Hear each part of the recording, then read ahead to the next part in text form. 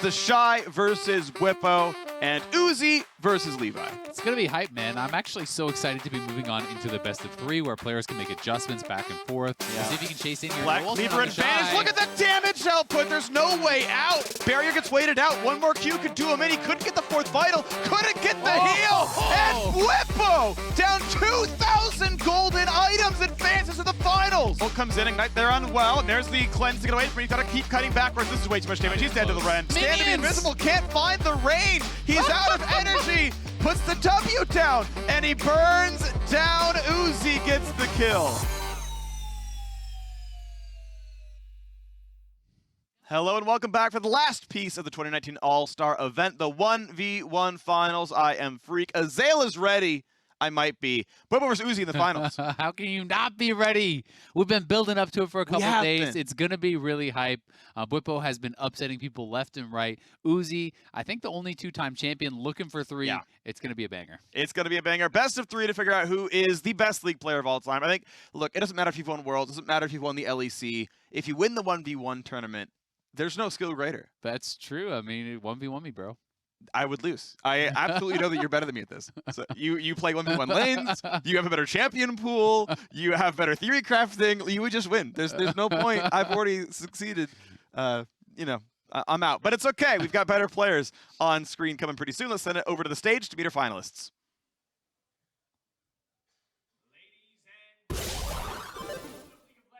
This isn't over until the apex of competition concludes. A domestic title?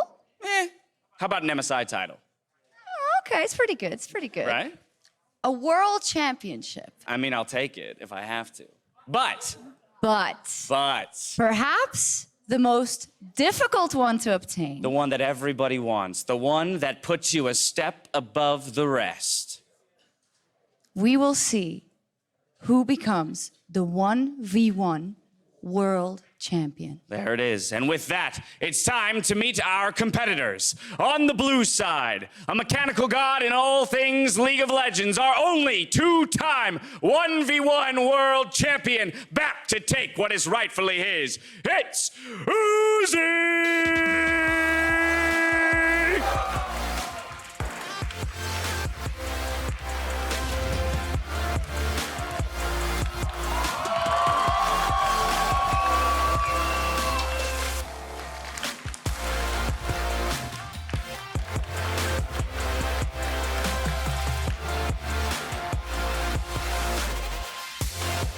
Back to take what's rightfully his. Well, maybe FLICKR thought it was rightfully his, or maybe the Shy thought it was rightfully his.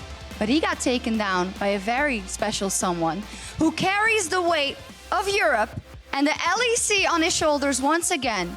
He went from rookie to the World Championship final last year. Can he go to the 1v1 championship this year? He has a big brain and an even bigger smile. It is Bwipo!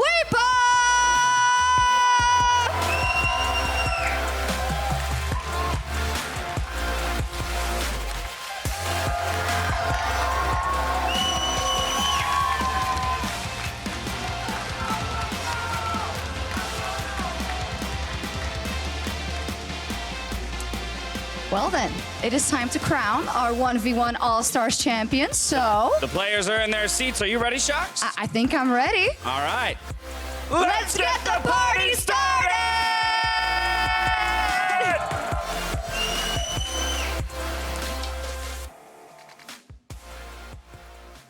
And the final matchup is coming up very soon. Once Champ Select starts, we'll bring that to you. The last matchup of 2019 All-Stars. 2 fierce competitors, not 1, 2 fierce competitors clashing for the coveted title of 1v1 King. I'm still Freak, that's still Azael, and that's Uzi. That's true. Uzi versus Bwipo. I think so much of this is going to come down to can Bwipo kind of outsmart, outthink his opponent as far as the pick ban. Bwipo has been so good throughout the event at getting advantageous matchups, at anticipating what his opponents would be going for, what style they want to play, and at crafting a strategy that can take that down. And it's obviously not just that, though. He has to execute on it, and he has been so damn good at doing it. So interested to see where he's going to go, and also if Uzi is going to stick to marksman as he has pretty much throughout the entire event. Yeah, and of course, to really talk about Uzi here, he has been sticking with one style of play for the most part, but he's been so absurdly adept at it. Mechanically, he's been performing basically at perfection so far throughout the 1v1s. Absolutely incredible player. Rengar ban dropped out for seeing Vayne. Triss dropped away, Bwipo trying to get rid of some of the more kitey marksmen, which, I mean, he's playing mostly melees here on Bwipo's side, so I'm expecting some kind of all-in. I think one of the most impressive things about Uzi is, throughout this event, we have watched various players kind of it felt like trumped by the matchup, right? And at times it feels like, ooh, maybe Uzi isn't going to be able to do anything in this specific matchup. But he gets to the end, and he just absolutely outplays his opponent. He destroys them. When he played against Bang, you're in a small circle of fire. Varus versus level 11 Yasuo. You'd think that would be Yasuo's favor, but Uzi didn't even take any damage. Yeah. He just manages to make it work in all of these matchups, and let's find out what he has here. It is going to be the Draven. He's still hovering. He hasn't locked in yet. I want to point out one thing, actually, which is I actually think insta-locking is wrong in a 1v1 because if you ban insta-lock, it means that you said, I prepped my champ select, I'm expecting what you're going to play, and I've got a counter ready. If you see an insta-lock, that means your opponent did all their homework and prepped you. If I see that, I'm going to, you know what? What would they expect me to play? A marksman? We're over on Syndra now, right? Like, just go somewhere else because they did their homework, and you're going to change the question. Yeah. Like, if I'm making the metagame read, I'm throwing out the baby, throwing out the bathwater, play a different champion in the 1v1 because it'll be an unexpected matchup. Regardless, we are marksman pick here. Of course, Varus coming back for him. Bwipo, his homework said play Ornn in game 1. Yeah, and this is really exciting because I actually got some time to talk to Bwipo before the matches, and he was telling me this is a strategy he wanted to try to craft. He was going to try to ban out the marksmen that he felt were strongest into the Ornn, and then try to force Uzi into a disadvantageous matchup. He has gotten what he thought would be a really good matchup for him. Ornn against one of the lower mobility champions who can't necessarily just punch through all of your tanky stats immediately. And now we get to see, can he make good on that, or will Uzi be able to outplay? Because there are some little things that can make a big difference in a matchup like Varus versus Ornn. For example, the activation of your R2, redirecting that excuse me, I can't even think RAM. The RAM, into your opponent, that can actually be prevented by the Varus ultimate. If you time that perfectly, you can actually prevent that stun and knock-up kind of from coming through. So we'll see if he's going to be able to play it out well, or if Uzi's going to be able to make it happen. It is Flash on Bwipo, and it is double combat sums on Uzi. So Uzi's not really going to have the ability to kind of kite out away from the Ornn. Yeah. If you get tagged by a knock-up and this guy gets on top of you, it could be tough. Right, if you asked me which player's going to bring Flash to the matchup, I would have said it was Uzi, to dodge R2, right? To get away from that stuff, because if the Q hits and slows from Ornn, that charge is going to land and you're going to be knocked up into the W follow-through. Like, those are basically guaranteed once skill shot 1 lands. The other rest of the kit is all going to hit you as well. I actually expected to probably see Flash out of Uzi. So again, it's really interesting because this is something I kind of had the benefit of talking to Bwipo about, and he said the reason he thinks Flash could actually be pretty important is if Uzi takes the blue trinket at level 9, he feels that he may actually need Flash to be able to get in on top of him. If he gets blue trinketed in the brush and his engage will be then getting interrupted, he felt he might need that Flash to get on top of his opponent and be able to take him down. Yeah, of course, melee versus range, you have to close the gap, obviously, and just the 1E is not always a ton. Of course, plenty of CC to set the one up. So there's the slow, the charge lands. Auto attack for grasp, W, and second auto is going to land as well, and that is a good trade. Of course, Uzi lands the E back and goes right to equal on health. Yeah, procced the press the attack, lands the E, so Uzi winning out on the extended trade here, but for Bwipo, it's going to be more about the long game. It's less about these early levels where you are at a pretty big disadvantage in that melee versus ranged matchup.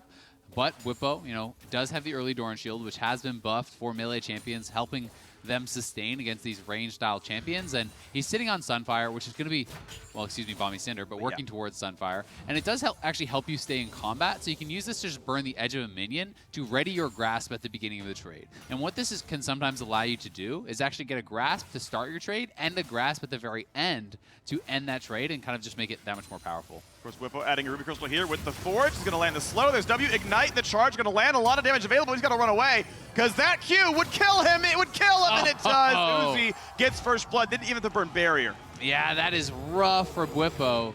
he decided that this was the moment that he could actually win out on this fight. But not only is he wrong, I mean, he was down a level, he loses all these minions. This is kind of similar to what we saw happen to the Shy on the reverse end of the matchup, where he was engaging into this big minion wave and did end up getting taken down. So now it's going to be so punishing. He'll be so far behind in experience. He's going to be very far behind in gold. And Uzi, out to a great advantage, will be building towards a wit's end.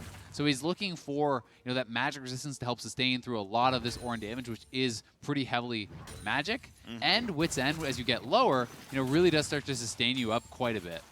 It's going to be some nice stuff right there. Now, if we can get to overtime, if you get to sudden death, we're still expecting Bwipo to reach level 11, but you're going to have the item deficit. You might see Uzi hit 12. And that's even if it goes that far. Yeah, we have seen Uzi be able to close out these matchups and make good on early advantages. I would say better than anyone else throughout the 1v1. He really has been one of the few guys to be able to snowball it. So we'll see how Bwipo wants to play it out. Does he just try to wait for sudden death now and play for that final kill there? Uzi already has the 1 kill advantage, so if they were to scrap and Bwipo is to fall before that Ring of Fire, the game is over. Whereas if Bwipo kills off Uzi, there's still one more death to give for Uzi. Do you want to point out ability order here? It is Searing Charge Max here for the Orn, which I believe is only a damage scaling. There's no CDR on the E rank up anymore, but it's decent damage. Problem is, Uzi hits him back and takes the better side of that trade with the Health Relic. Look at that damage.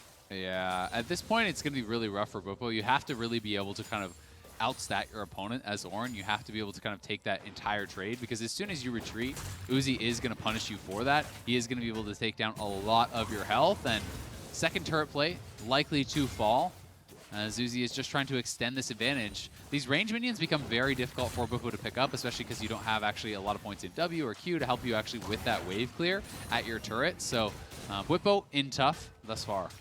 Yeah, decent damage coming across. There is that second plate going down. Third one being worked on as well.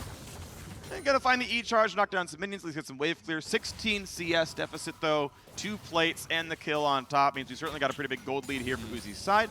Pretty easy wave clear on top. Facing that damage looks like it's an E-max build. Good wave clear, of course, and gonna go take plate number 3 and then probably take the recall. Yep, Uzi will just get it low enough that the minions should finish that off for him. Grabs the plate, is going to get back to base, and Sunfire now completed, so Bwipo at a fairly strong position, but Wit's End should be coming in here. It is, and could be a Vamp Scepter or something on top. Yep, that's going to be the option, so really nice set of buys for Uzi. And it is going to get pretty tough. I mean, at this point with these items, Uzi's fairly durable, right? If you don't actually kill him off pretty quick, if you don't kill him, especially in the duration of your Ignite, the healing will become very, very real. You have double Doran's Blade plus the Vamp Scepter for the lifesteal. You also have all that low HP healing that is going to come in from the Wit's End. So if you can't finish him off, that extended fight goes more and more in the favor of... All right. Can't dodge the R, but is it going to be enough on the top of it? Gets the brittle damage. Ignite comes on, and the Orn hits are coming through, but it's not quite enough. But you can see what that fight's supposed to look like. I can see the way that Bwipo wins it eventually. The ult for ult. Problem is, Summoner Spell advantage, of course, is on Uzi's side. Yeah, Uzi didn't even have to pop the barrier, and that's a big problem here. You know, he is going to be sitting on that Combat Summoner advantage. Luckily for Bwipo, this was a well-timed out fight. Well, not luckily. It was a well-timed out fight, and he should have Ignite back for the Ring of Fire. So it's all going to be kind of desperation attempt down to that. Uzi is going to be able to get another recall off here. It shouldn't be a turret victory, as he's not actually pressuring for that. He feels that he can win the straight-up fight, and we'll see if he's going to be right. Clap that down. E for the wave clear. Minions at least falling by the wayside, but still 26 CS difference. And this is what Sunfire's going to do for you. It gives you actually a little bit of wave control. You can actually knock these things down. E damage, of course, pretty good against minions when you need it for that kind of stuff, as it's now up to rank 5, 3 points in the queue. So pretty much one final reset here. And we're pretty quickly approaching. Yeah, there's the call right there. Nice recall stop by Uzi. Yeah, so probably a Tabby's buy from Bwipo is what I am expecting. Sunfire, he has the boots there. You could go to something like Bramble. I think that could be pretty strong here. The one thing I want to point out is the only thing you can't buy in the middle of the base itself, of the map itself, is consumables, because you can always just forge them anyway. True. You don't. It gives you health and mana. Like if you're injured, of course, it sustains you back up. Like there's no reason to recall, but in a lot of these cases, we'll see what comes through as the stuff comes down. Sudden death is on. Well, mind you, Bwipo still isn't level 11. That turret's about to die. I think it's just gone. Oh my! It's gonna win my turret. Game one's already over, and turns out we get the turret win after all. Yeah, Bwipo, I think, just didn't realize how quickly that turret was going to go down. Once sudden death starts, you lose all the additional armor on that turret that the plates have kind of given you from being chipped away at. So Uzi realized Bwipo had waited too long. I think Bwipo was trying to wait for level 11 for his rank 2 ultimate. He couldn't get there in time. Here is that previous all-in. Bwipo goes in and realizes, I don't have anything else. I can't actually finish him off with my next auto attack, and the 3-stack Q will kill me, so he flashed out. He tried to dodge, wasn't able to do it. And then this is just Uzi playing really intelligently. He has that 20% current health buff. There the turret plates fall. Uzi says, I can just go for this. Bwipo, you want level 11? You're not going to get it. Uzi right-clicks the turret, takes it straight down, and is going to take game number 1. And of course, he had to finish that turret before he was killed himself. I don't think he was in that much danger, but worth pointing out, the sudden death had happened. It's why the plates were off, and it meant that if Uzi had died, that was GG. Yeah, but he's pretty confident. He has the barrier, he has overheal shield up. You know, really doesn't get below pretty much full health here. A tiny bit of damage comes through, but the barrier didn't even get broken. So Uzi calculated this very, very well. Smart. And did, I think, play out the matchup pretty much immaculately, as we have come to expect from him. Bwipo clearly a bit frustrated with himself, maybe not calculating how quickly that turret would have gone down. And you know, Uzi is one of these guys that is just so good at extending his advantage, at punishing you for the earlier mistake, right? Most of the time we have seen, even if someone gives up the 1 kill earlier,